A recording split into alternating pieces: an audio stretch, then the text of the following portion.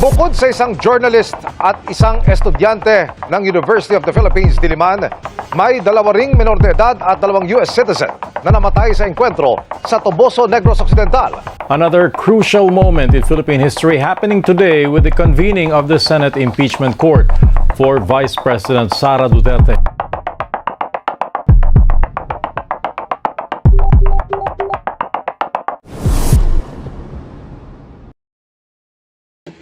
Mapanlinlang, mabulaklak at nakaaakit.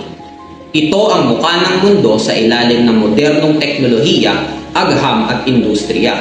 Ang dominanteng presensya ng digital scene bilang pangunahing tagapaghatid ng balita ay mayroong malaking ambag sa kamalayan ng isa't isa. Subalit, ito rin ay may kaakibat na sumpa. Ang maling pagsusuri na maaaring magdulot ng pagkabahala, panlilinlang at trahedya.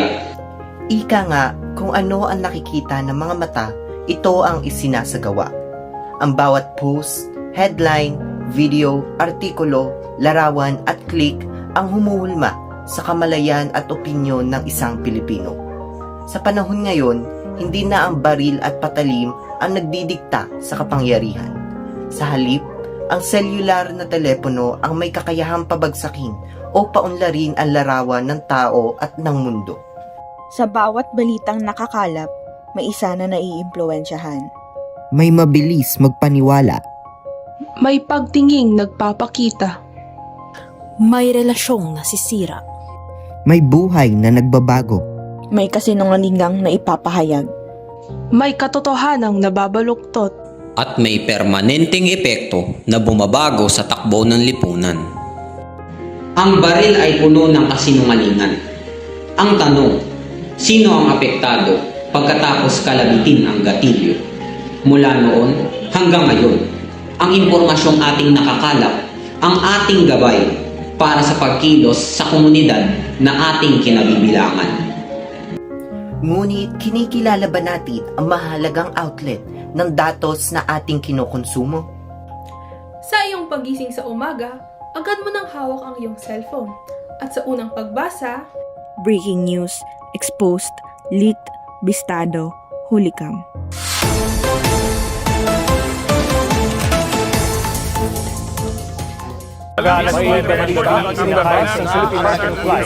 Dating Pangulong Rodrigo Duterte de la Rosa sa live video sa ng madaling araw. Hawak ng media ang ating opinyon. Hawak nito ang kapangyarihang diktahan ang daloy ng lipunan. Higit sa lahat, hawak nito ang ating kinabukasan. Kaya naman, dapat mong kilalanin at suriin ang higanteng naghahatid sa iyo ng kaalaman tungkol sa mga kontemporaryong issue, ang mainstream media at ang alternative media.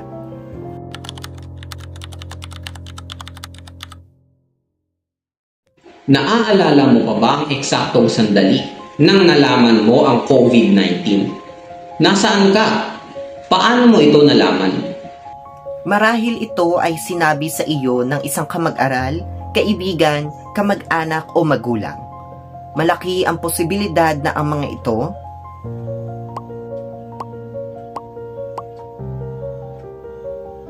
ang naghatid sa iyo ng kaalamang ito. uulan daw bukas? Sobrang init na naman. Malamang sa malamang, sila na naman ang iyong nilapitan. Noong nagdaang eleksyon 2025, sino ang nag-organisa ng mga debate? Sino ang nakipanayam sa mga malalaking politiko? Can you look people in the eye at masasabi niyo hubang wala kayong nilabag na batas at karapatang pantao? Right now, I'm looking at you straight in the eye, Jessica. Let's start with the election issue. Is honesty? Should honesty be an election issue? Well, honesty can be used by the voter as one of his criteria, his or her criteria. Walang iba kundi ang malawak na saklaw ng mainstream media. Ang mainstream media ang may kontrol sa malalaking network, pahayagan at outlet ng impormasyon. Ito ang kinikilala bilang sentralisadong daluyan ng balita sapagkat sila ang mayroong kapangyarihan upang ihatid ang impormasyon sa nasyonal na level. Ang mga pangyayarihang napapanahon ay kanilang mabilis na inaaksyonan. hindi natin maikakaila, malaki ang naitutulong nila para sa mabilisang pagpapakalap ng kamalayan at malawak na sakop ng ideya. Sila ang nagbibigay ng mabilis na impormasyon. Sila ang may pinakamalawak na abot. Sila ang may reporters, editors, researchers, at sistemang sinusunod. Kaya naman, masasabing ito ang klase ng media na hindi natutulog. Sa technical na perspektiba, ang mainstream media ang kolektibong uri ng komunikasyon na mayroong direktang ugnayan sa ordinaryong mga tao. Para sa mga Pilipino, nag-aaral man o nagtatrabaho, ang mainstream media ang pinakamadaling mapanghuhugutan ng konteksto tungkol sa mga bagay na sila rin naman ang apektado. Panigurado, naririnig mo na sila. Mga halimbawa ng mainstream media ay ang Manila Bulletin, Philippine Star, Daily Inquirer, Rappler, ABS-CBN News, GMA News, TV5 News, PTV, DZBB, DZMM, Radyo Patrol at marami pang iba. Pamilyar? Oo, dahil sila ang mga higante sa larangan ng pagbabalita at pamamahayag. Malaki ang papel nila sa lipunan. Napakalaki. Pero habang lumalaki ang impluensya, lumalakas din ang kakayahang kontrolin ang naratibo. Kontrolin ang perspektibo ng mga Pilipino. Dahil minsan, hindi lahat ng kwento ay nabibigyan ng pantay na espasyo. Hindi lahat ng boses ay naririnig. Hindi lahat ng dapat mailahad ay nasisiwalat. Kung ano lang ang ligtas, mabenta, o katanggap-tanggap sa makapangyarihan, iyon lang ang nananatili. Sapagkat sa huli, ang pagbabalita ay itinuturing ding negosyo.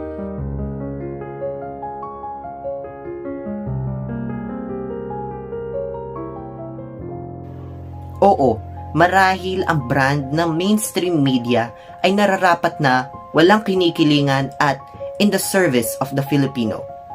Subalit, sa mata ng mga tagapanood, hindi maiiwasang maghahalo ang pananaw dahil sa paraan ng paghahatid ng impormasyon at sa paraan ng pagtanggap nito.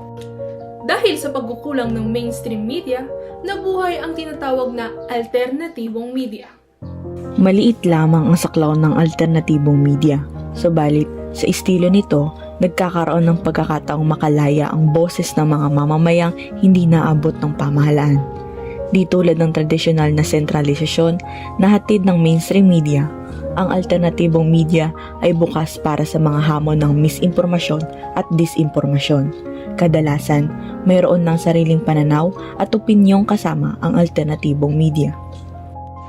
Para sa mga mag-aaral ng universidad gaya ng grupo ng mga mananaliksik sa likod ng advokasiyang ito, may kani-kaniyang mapaghuhugutan ng impormasyon. Sa Universidad ng Pilipinas Los Baños, ang UPLD Perspective, The Staple at Ang Tanglaw ay mga pahayagang naghahatid ng lokal na balita para sa mga mag-aaral, guro at kawani ng universidad. Mayroong partikular na estilo at format ang mga alternatibong media kagaya ng mga pahayagang ito. Sapagkat nais ng mga ito na maghatid ng impormasyong hawig sa karanasan ng mga kababasa at makapanonood, malaki ang papel ng pakikipanayam at immersion sa uri ng media na ito. Ang hinahatid na ulat ay hindi lamang mula sa naisip ng tagapag-ulat, subalit pati na rin ang natural na karanasan ng mga apektado ng iba't ibang issue. Kung hindi tayo, sino? Ito ang motibo ng alternatibong media. Dahil sa nakalulungkot na katotohanan na hindi lahat ng Pilipino ay nabibigyan ng pagkakataong maipakita ang kani-kanilang mga karanasan at paghihirap sa buhay, kinakailangan ng lokal na outlet ng balita na mayroong pakialam at pakikisimpatya. Para sa mga manggagawa na kumikita ng minimum wage. Para sa mga magsasaka at mangingisdang kalaban ang kalikasan. Para sa mga estudyanteng nag-aaral upang umunlad ang sariling bayan. Para sa mga gurong humuhubog sa boses at mukha ng kinabukasan. Para sa mga aktivistang hinuhusgahan ng mga walang pagkilala sa damdaming makabayan. Para sa mga taong nagbubuwis ng buhay para sa katotohanan. Para sa mga ordinaryong Pilipinong tinatapakan ng bulok na sistema. Para sa mga api ng pribadong mga korporasyon na mismong kumokontrol sa mainstream media. para sa ikauunlad ng inang bayan. Para sa impormasyong makapangyarihan. Habang ang mainstream media ay nakatingin sa malawak na larawan, ang alternative media naman ay lumalapit sa mismong tao. Hindi lamang inflation rates, GDP changes, at stock market ang inuulat. Binibigyang diin rin ang pagdurusa ng mga ordinaryong Pilipino sa kanyang pagbili ng mga pagkaing ihahain sa hapagkainan ng pamilya. Hindi lamang nila inuulat ang bagong polisiya. Ipinapakita nila ang mga Pilipinong direktang naapektuhan nito, positibo man o negatibo. Mas kritikal, mas emosyonal, mas direkta, mas makatao. Pinupuna at binibigyang lunas ng alternative media ang mga pagkukulang ng mainstream media. Ngunit hindi sila perpekto dahil mas malaya at mayroong opinyon, maaari ring magkaroon ng bias at maling interpretasyon dahil minsan kulang sa verifikasyon at minsan mabilis kumalat ang emosyon bago ang buong konteksto. Sa madaling salita, hindi kailanman magiging sapat ang iisang daluyan ng impormasyon. Ang mainstream at alternative media ay nararapat na magtulungan. Ang pagtutunggalian ng dalawang media ay hindi dahil sa kompetisyong para sa negosyo. Ang tunay na serbisyo ay ang malalim na pagsusuri at paghahatid ng kamalayan ukol sa mga mahirap na konteksto upang ang mga ito ay maunawaan ng mga Pilipino. Sa isang lipunang nakararanas ng maraming pagsubok dahil sa takbo ng panahon, ang kredibilidad ng katotohanan ay nanganganib. Upang magkaroon ng malinaw na daloy ng impormasyon, dapat na magtulungan ng media at ang mga Pilipino. Ikaw ang may hawak ng iyong buhay. Ang epekto ng balita ay nasa iyong palad. Ang pagpapatibay ng katotohanan ay naaayon sa iyong pananaw at pagkilala sa katapatan. Nakasalalay rin sa mga tagapakinig at tagapanood kung paano huhulmahin ng impormasyong nasyonal o lokal ang kanilang pananaw at pagkilos. Ang dapat mong isipin at bigyang atensyon ay ang pagiging bukas sa maraming sanggunian. Hanggat hindi nakakamit ang katotohanan, walang tigil ang pagsusuri. Nakasalalay sa kombinasyon ng mainstream at alternative media ang pagkakaisa ng lipunan. Kung tunay na naiintindihan ang saklaw ng mga pahayagan, nararapat makita ang pakikibilang sa daloy ng iba't ibang sektor ng lipunan. Mainstream media. Pagkabukas pa lamang ng telebisyon, malaking epekto na ang hatid ng mga nagbabagang balita. Sa mainstream media na kontrolado ng mga bigating korporasyon, ang saklaw ng operasyon ay umaabot sa iba't ibang aspeto ng lipunan. Habang ang alternative media ay may dala ng partikular na issue, mula sa masa at mulat sa masa. Para sa sentralisadong mainstream, napakabilis at napakalawak ng sakop ng impormasyong inihahatid. Presyuhan ng palay, prutas, gulay, isda, karne at iba pa. Makasisigurong tampok at laging bago. Para sa mga magsasaka, napakalaking tulong ng mabilisang weather forecasts. Madalas ditong makakalap ng impormasyon tungkol sa mga proyekto ng gobyerno para sa mga magsasaka, mangingisda at iba pang manggagawa ng agrikultura. Mga diskurso at pagbabagong makatutulong sa agham at teknolohiya ng pagsasaka, tampok rin dito. Samantala, dokumentado sa alternatibong media ang mga personal na issue para sa karanasan ng mga magsasaka.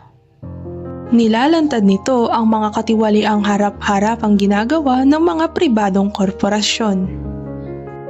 Ang boses ng mga magsasaka ay higit na pinapahalagahan, naguulat at nakikipanayam. Ang sinasabing pamumundok ng mga estudyante ng state universities na binibigyan ng maling konotasyon na komunismo, pananaliksik ito.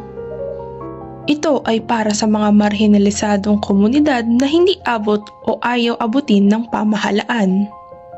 Kung hindi lubos maintindihan ang mga pangkaraniwang ulat ng mainstream, mayroong malalimang pagpapaliwanag para sa mga magsasaka. Hindi lamang objektibo, ngunit subjektibo rin para sa mamamayan. Bilang halimbawa, pumapasok sa alternatibong media ang pahayagang UPLB Perspective ng Universidad ng Pilipinas, Los Baños.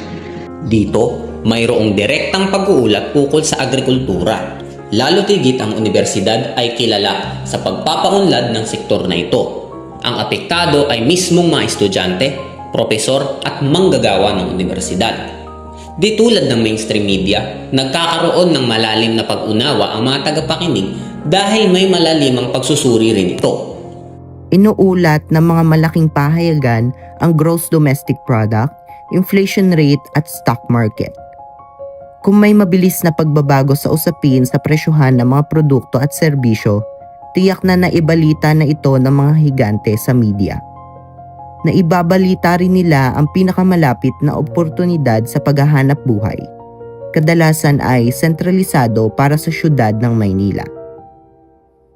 Malawakang paglalathala ng foreign exchange rates at investment rates para sa ekonomiya, lalo na para sa overseas Filipino workers ng Pilipinas. Alternative media. Ang hybrid na uri ng sektor ng ekonomiya ay nakatutulong para sa pagkilala sa pang-araw-araw na pamumuhay ng mga taong apektado ng mga pagbabago sa merkado. Inilalantad ng alternatibong media ang mga pagkakamali at pananamantala ng mga espesipikong korporasyon ng sangkot sa katiwalian. Sa pamamagitan ng panayam, nagkakaroon ng plataporma upang maibunyag ang mga salarin sa pagbagsak ng ekonomiya at paghihirap sa panghanap buhay at pamimili ng mga Pilipino. Mainstream media. Para sa pagbabalita ng expansion zones, manufacturing processes, at export zones ng pribadong mga establishmento, agad itong makikita sa mainstream media. Sila rin ang naglalathala ng napapanahong siyensya at teknolohiya para sa mga pabrika at teknolohikal na kumpanya. Dahil malaki ang sakop nito, ito ang pinakamadalas na outlet ng mga patalastas para sa mga produkto at serbisyo sa ilalim ng sektor ng industriya. Kadalasang walang komento ang mainstream media sa iba't ibang saklaw ng gobyerno. May katiwalian man o matuwid na pagseserbisyo, kanila lamang ibinabalita ang mga napapanahong isyu tungkol dito nang walang kinikilingan. Ito ay upang maiwasan ang bias o pagkampi sa iisang panig. Habang ito ay nakatutulong upang magkaroon ng personal na opinyon ang mga manonood, maaari ring magkaroon ng maling pagtingin ang mga mamamayan kung hindi klaro o komprehensibo ang pag-uulat dahil walang direksyon ang katotohanan. Ilan sa mga tinatampok ng mainstream media ang mga sumusunod na impormasyon tungkol sa pamahalaan. State visits ng presidente at bagong mga batas o panukala, pampublikong mga anunsyo, state emergencies o agarang pagpapayo, election campaigns at movements ng iba't ibang kandidato lalo na tuwing nalalapit na ang eleksyon, budget allocation, funding, at mga kalakip na issue dito tungkol sa katiwalian. At higit sa lahat, mga plano para sa disaster preparedness, response at mitigation actions na inihahatid ng pamahalaan. Isang halimbawa nito ay ang pag-uulat sa estado ng COVID-19 pandemic. Alternative media. Inilalantad naman ng alternatibong media ang mga katiwalian nang wala pa rin kinikilingan. Subalit, kadalasan ay opinionado ang mga kalakip na pahayag, tulad na lamang ng mga usapin sa confidential funds issues, human rights violation, at other government scandals. Para sa mga biktima ng mga katiwalian at kawalan ng hustisya tulad ng extrajudicial killings, inuulat ng alternative media ang karanasan ng mga biktima, pamilya at kaibigan ng direktang apektado ng mga pangyayari. Ang maliliit na pahayag ang madalas na nagtutulak ng pagsulong ng iba't ibang uri ng reforma sa gobyerno, tulad na lang ng eleksyon na People's Initiative. Mayroon ring mga karagdagang impormasyon na galing sa personal na pananaliksik. Ito ang tinatawag na inside information dahil sa personal na mga koneksyon. Ang mga napapanahong batas at pag-uulat tungkol sa kalusugang pangbayan ay madaling na ipalalaganap dahil sa mainstream media, katulad na lamang ng mga nangyari noong pandemya. Ang mga pangunahing pahayagan ang kaibigan ng mga mamamayan dahil ito ay mabilis, maaasahan at madaling nag-uulat ng anumang pagbabago. Para naman sa pag-uulat ng mga kaganapan para sa mamamayang direktang apektado ng government subsidies at health programs, sila ay madalas na hinihingian ng ulat ng mga kawani ng alternative media sa paraang espesipiko, direkta at may malayang opinyon. Dito, kritikal at mayroong di magigibang pananaw sa mga isyong pangkalusugan. Ang mga ordinaryong mamamayan ay matutulungan ng simpleng pagpapaliwanag, lalong-lalo na para sa mga jargons o salitang nanggagaling sa larangan ng medisina. Upang lubos na maunawaan ng mga apektado, ang alternatibong media ang gumagawa ng paraan upang maging personal ang pagpapahayag.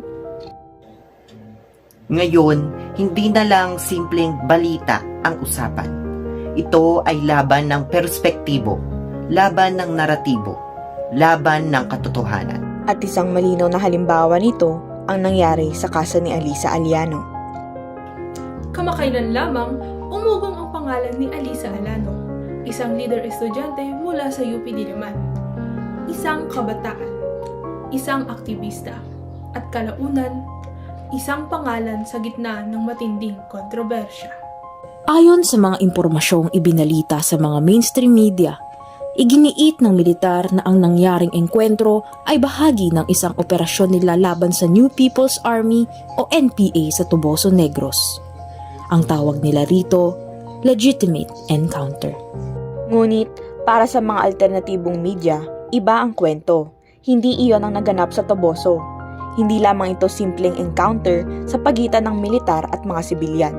Isa itong usapin ng red tagging, karapatang pantao, kalayaan, at kung paano hinuhubog ng media ang pananaw ng publiko. At dito natin makikita ang malaking pagkakaiba ng mainstream at alternative media sa kung paano nila ibinabalita ang impormasyon para sa publiko at kung ano ang kinahihinatnan ng kanilang magkaibang pamamaraan. Hindi lamang ito laban ng dalawang uri ng media. Isa itong laban kung sino ang may kapangyarihang magsabi kung ano ang katotohanan. Maraming mainstream media outlets ang nagulat base sa official statements ng gobyerno at AFP. Mga salita tulad ng encounter, rebel, insurgency, chronology, official reports, press releases. Samantalang ang alternative media ay nakatuon hindi sa mga press release at official statements, kundi sa kung sino nga ba si Alisa bilang tao, bilang anak, bilang estudyante, bilang Pilipino. Sino nga ba siya? Sila ng mga biktima ng naganap na massacre sa Tuboso Negros Occidental noong 19 ng Abril taong 2026. Ano ang kanilang tunay na ginagawa noong panahong iyon? At totoo bang armado sila base sa ulat mula sa militar? Sa kaso pa lamang ni Alisa Aliano, naipakita na ang magkaibang epekto ng alternative at mainstream media. Ayon sa aming nakapanayam na BA Journalism student sa UP Diliman, Sa naganap, ang mga student publication na sinasabing direktang naroon sa komunidad ang naunang nag-ulat ukol sa pagkamatay ni Alisa na kung saan kasama sa iniulat ang kanilang pagbibigay diin sa kahalagahan ng karapatang pantao. Ngunit kahit na ang alternative media ang naunang nag-ulat, ang nagpaingay ng pangyayari ay ang mainstream media na ang inulat ay base sa mga opisyal na pahayag. Ang pagkakaiba ng dalawang media sa pag-uulat na nangyari ay nagdulot ng polarized o magkaibang pag-unawa sa publiko. Sa issue ng Tuboso 19, ang mga kumukonsumo ng mainstream media ay madalas na tumatanggap sa naratibo ng AFP tungkol sa isang legitimate encounter. Samantalang, ang mga sumusubaybay sa alternatibong media ay nagiging mas kritikal sa kakulangan ng due process at sa pattern ng mga patayan sa Tuboso. At dito natin mahihinuha na hindi lang basta-basta salita ang ginagamit ng dalawang media. Ang mga salitang iyon ay may kapangyarihan. Kapag sinabi mong encounter, parang normal na operasyon lamang. Pero kapag sinabi mong massacre o human rights issue, nagbabago ang emosyon at pananaw ng tao. Iisang pangyayari, magkaibang framing, magkaibang reaksyon ng publiko. At ito ang pinakamakapangyarihang kakayahan ng media, ang kontrolin kung paano natin uunawain ang isang issue. Mas lalong nagiging komplikado ang lahat dahil sa social media. Sa loob lamang ng ilang minuto, kumalat ang iba't ibang bersyon ng kwento. May nagsasabing bayani, may nagsasabing rebelde, may nagsasabing biktima at may nagsasabing kriminal. At bago pa malaman ng publiko ang buong katotohanan, nahati na agad ang opinyon ng bansa. Ganito kalakas ang media. Kaya nitong buuin ang katotohanan. At kaya rin itong baluktutin ito. Maliban sa Toboso, ang issue ng dispute sa West Philippine Sea sa pagitan ng Pilipinas at China ay isa ring halimbawa na ipinapakita kung paano nagkakaiba o nagkakapareho ang mainstream media at alternative media. Sa mainstream, ang pangunahing agenda ay may lahad ang mga impormasyon sa publiko batay sa mga inilalabas na official statement mula sa iba't ibang ahensya ng gobyerno na sakop ng usaping ito. Nang tumagal, hindi na lamang mga news reports ang inilalabas ng mga mainstream media. Ang iba ay mayroon na ring mga dokumentaryo kung saan mas tinatalakay ng mabusisi ang issue at ang mga komunidad na direktang naapektuhan ng sigalot sa West Philippine Sea. Isang gawain na ginagawa ng alternative media kung saan ang focus ay maipahayag ang epekto na dulot ng issue sa pamamagitan ng direktang pagpunta sa apektadong lugar at alamin ang sitwasyon ng mga tao. Makikita rito na kung sa Toboso, magkaiba ang pamamaraan ng dalawang media, kaya nagdulot din itong magkaibang epekto na nagdulot ng hating opinyon. Dito sa usapin ng West Philippine Sea, dahil sa mga documentary ng mainstream media at sa pamamagitan ng alternative media, nagdudulot ito ng nagkakasundong opinyon tungkol sa issue. Ngunit, hindi pa rin maaalis ang polarisasyon dahil sa mga news reports ng mainstream. Isa pang halimbawa ay ang gobyerno at politika sa bansa. Usapin na laging pinag-uusapan at inihahayag ng mainstream media at alternative media sa magkaibang estilo ng pamamahayag. Sa konteksto ng eleksyon, nangunguna sa pagbabalita ng mga tatakbong opisyal ang mainstream media. Dito, mayroong kabilat-ka ng mga balita tungkol sa kampanya ng mga tumatakbong opisyal kung saan dito na ilalahad ang kani-kaniyang mga plataporma at alyansa. Maituturing na katuwang ng mainstream media ang hegemonya ng Estado dahil ang gobyerno rin ang gumagamit ng mga legal na hakbang gaya ng cyber libel o pagpapasara ng network upang kontrolin ang mainstream media na nagreresulta sa pagkabahala at pagkatakot ng mga mamamahayag. Kabaliktaran ito sa kung paano tahakin ng alternative media ang eleksyon. Sa halip na nakapokus sa politiko, ang ibinabalita ng alternative media ay ang mga pang-araw-araw na issue at hinaing ng mga ordinaryong Pilipino. Mga hinaing na dapat pinakikinggan ng mga tumatakbo at mga hinaing na dapat agarang sinusolusyonan. Nagdudulot ito ng direktang paghamon at paglalantad sa mga pagkukulang ng gobyerno. Ang alternative media ay hindi nakatali sa negosyo o politikal na alyansa. Bagkus, ito ang nagsisilbing watchdog na malayang nakapupuna sa gobyerno at ang mga opisyal nito. Maikakabit din sa isyong ito ang isa pang epekto ng mainstream at alternative media sa lipunan. Ito ay ang kaso ng pagkakaroon ng social divide sa kung sino ang kandidatong susuportahan. Ito ay kalimitang nahuhubog dahil sa magkaibang impluensya ng dalawang uri ng media. Isang konkretong pangyayari kung saan ang social divide ay maoobserbahan ay sa kaso ng 2022 presidential elections, kung saan nahati ang bansa sa mga taga-suporta ni Leni Robredo at mga taga-suporta ni Ferdinand Marcos Jr. Ito ay umusbong dahil sa polarisasyon kung saan humantong sa pagkakaroon ng magkaibang bersyon ng katotohanan ang pinaniniwalaan ng mga botante. Bukod dito, dahil rin sa social divide ay naitali na ang kaisipang bias ang isang mainstream media kung ang inihahayag nito ay taliwas sa pinaniniwalaan ng isang tao. Dahil dito, ang tiwala ng mga tao ay nalilipat sa mga alternative media na nakapagbibigay ng most komprehensibong ulat tungkol sa mga kandidato, bunsod ng direktang panayam sa mga kandidato, dalubhasa at mga individual. Ito ang dahilan kung bakit nakabubuo ang mga botante ng isang mabusising pagsusuri sa bawat kandidato. Ang paglaganap ng fake news, artificial intelligence o AI-generated na mga balita at internet trolls ang ilan sa mga nagdudulot ng pagkabahala at pagkalito dahil sa kawalan ng kamalayan tungkol sa pagsusuri ng katotohanan at kasinungalingan sa digital world.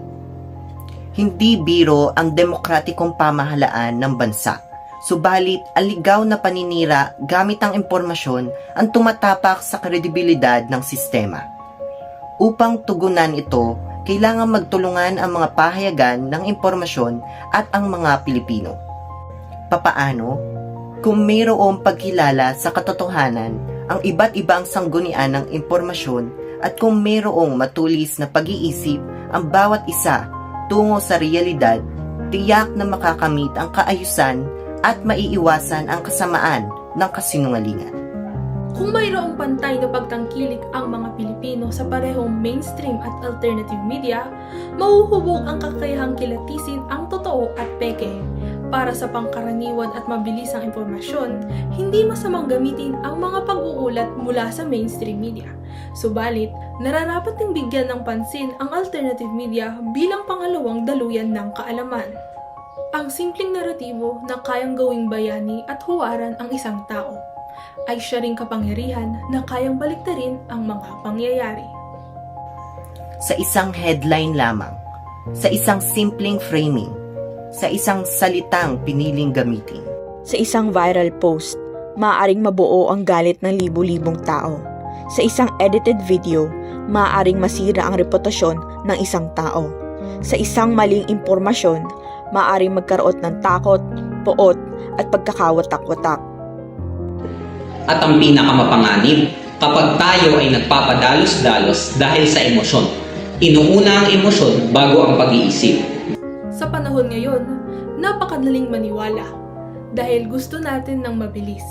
Mabilis na balita, mabilis na opinyon, mabilis na emosyon.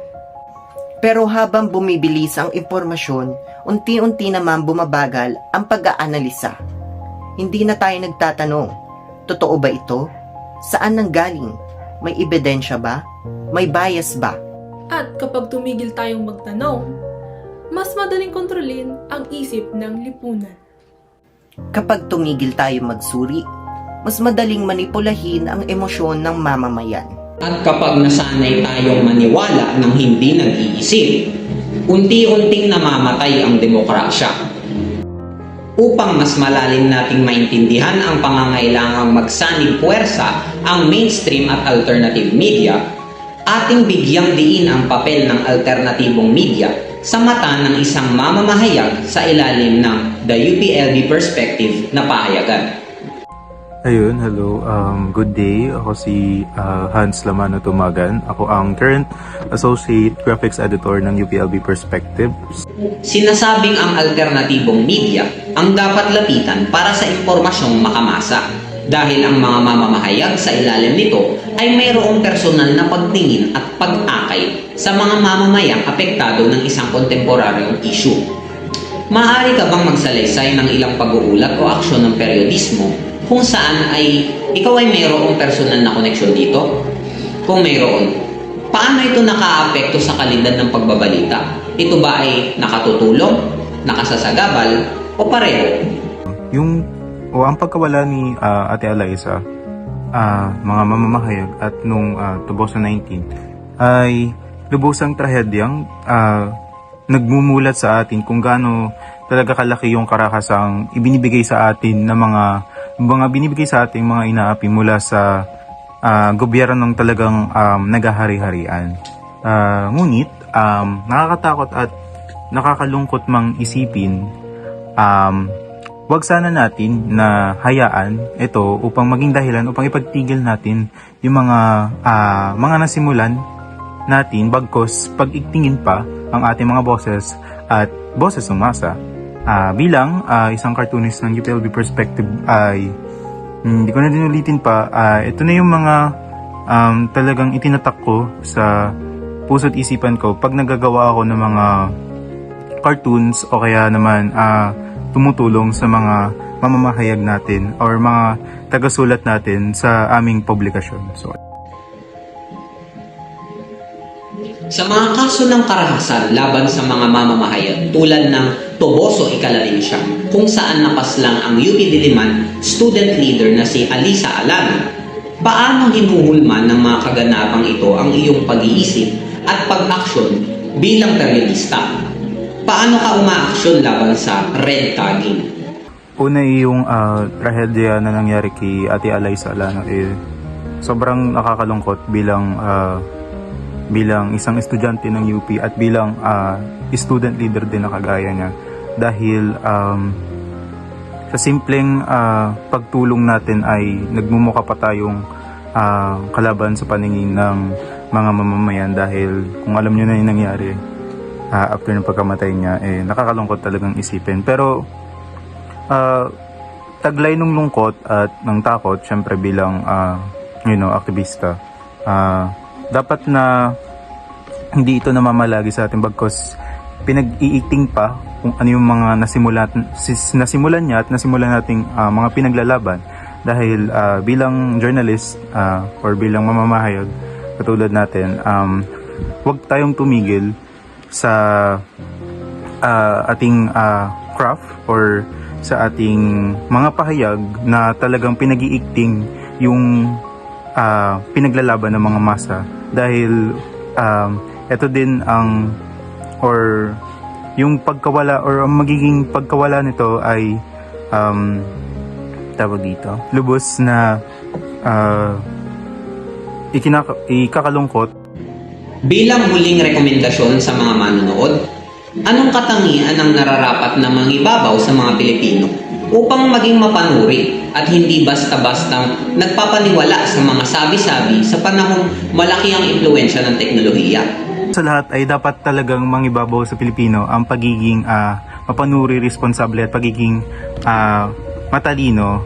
Dagdag na rin ito yung pagiging bukas natin sa katotohanan, dahil yung mga nakikita natin online ay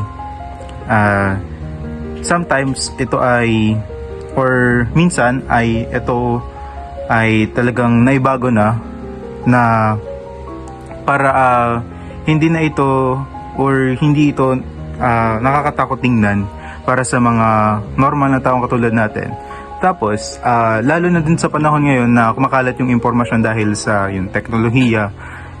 Kita nyo naman kung gaano kalakas ang ating mga AI-generated na mga videos. Talagang kapag tinitingnan mo siya, minsan napapaniwala ka, minsan kinu-question mo ba kung ano yung totoo o ano yung hindi. Bukod dito, sa pamamagitan ng papak-check natin ay simpleng matutulungan natin yung sarili natin o pati din yung mga other or mga iba pang mga Pilipinong gusto lamang ng totoong or ng katotohanan ng impormasyon. Dapat din tayo mag-isip ng critical para na din maiwasan natin yung pagkalat ng mga maling impormasyon at ng mga fake news nga na nakikita natin online. Bukod dito, mahalaga rin ang pagiging disiplinado sa paggamit ng teknolohiya. Dapat tayong matutong magtanong, manaliksik at kilalanin kung alin ba ang totoo at gawa-gawa lamang. Tapos sa ganitong paraan, magiging responsable lahat ng Pilipino at magiging responsable ang bawat Pilipino bilang ganap na mamamayan at makakatulong pa tayo sa pagbubuo ng isang lipunan na may nasuring impormasyon at mas mataas na kamalayan. So ayun lang. Thank you. Kaya bilang mamamayan, hindi sapat na marunong lamang tayong magbasa. Kailangang marunong din tayong magsuri. Kapag may balita, suriin ang batis. Kapag may viral post, mag-cross-check. Kapag may mabigat na akusasyon, hanapin ang ebidensya. Kapag may emosyon, huwag agad magpadala. Kapag may nahalatang pagkiling, huwag agad itong paniwalaan. Dahil ang pagiging mapanuri ay hindi simpleng kasanayan. Responsibilidad ito. Responsibilidad natin bilang mamamayan, bilang kabataan, bilang Pilipino. At bilang kabataan, napakahalaga ng papel natin. Inaasahang mag-isip at inaasahang may kamalayan tayo, ang pinakamalaking consumers ng media. Tayo rin ang pinakamabilis na maimpluwensyahan nito. Sa loob ng ilang oras, kaya nating magpakalat ng impormasyon sa libu-libong tao. Kaya mahalagang itanong natin sa ating sarili, ano ba ang klaseng lipunang binubuo natin kapag basta-basta tayong naniniwala? Anong klaseng demokrasya ang mabubuo kung mas pinaiiral natin ang emosyon kaysa katotohanan? Dahil sa dulo, ang fake news ay hindi lamang simpleng maling impormasyon. Nakasisira ito ng reputasyon, nakasisira ito ng tiwala, nakasisira ito ng buhay, at minsan, nakapapatay. Dahil ang maling impormasyon ay hindi lamang simpleng pagkakamali. Maaari itong magtulak ng galit. Maaari itong magdulot ng takot. Maaari nitong sirain ang pangalan ng inosente. At maaari nitong patahimikin ang mga taong gustong magsalita. Ang advokasiyang ito ay hindi laban sa mainstream media at hindi rin ito bulag na pagsuporta sa alternative media dahil pareho silang may mahalagang papel. Ang mainstream media ay mahalaga para sa mabilis at malawakang pag-uulat. Ang alternative media naman ay mahalaga para sa mas critical at mas makataong perspektibo. Nasa media ang kaalaman, ngunit nasa atin ang desisyon. Ang desisyong palayain ang katotohanan. Hindi natin kailangan mamili agad ng panig. Ang kailangan natin ay matutong makinig, matutong magsuri, matutong mag-isip. Sa panahon ngayon, ang media ay parang apoy. Maaari nitong liwanagan ang isip ng tao, pero maaari din itong sunugin ang katotohanan. Kaya sa bawat headline na mababasa natin, sa bawat viral post na makikita, sa bawat issue na pagdedebatehan, lagi nating tatandaan, hindi lahat ng malakas ang boses ay tama, at hindi lahat ng tahimik ay walang katotohanan. Ang kaso ni Alisa Alano ay hindi lamang usapin ng politika, hindi lamang usapin ng media. Isa itong paalala kung gaano kalakas ang kapangyarihan ng impormasyon sa paghubog ng pananaw ng lipunan. At sa huli, ang tanong ay hindi lamang anong media ang pinapanood mo. Ang mas mahalagang katanungan ay marunong ka bang kumilatis ng katotohanan? Ang pag-unlad ay hindi lamang mula sa media, kundi sa mga taong tumatanggap nito. Dahil sa isang mundong puno ng ingay, ang pagiging mapanuri ang tunay na anyo ng kalayaan. At sa panahon kung saan bawat isa ay may boses online, ang pinakamahalagang tanong ay hindi may sasabihin ba ako, kundi may katotohanan ba ang sasabihin ko? Maraming salamat.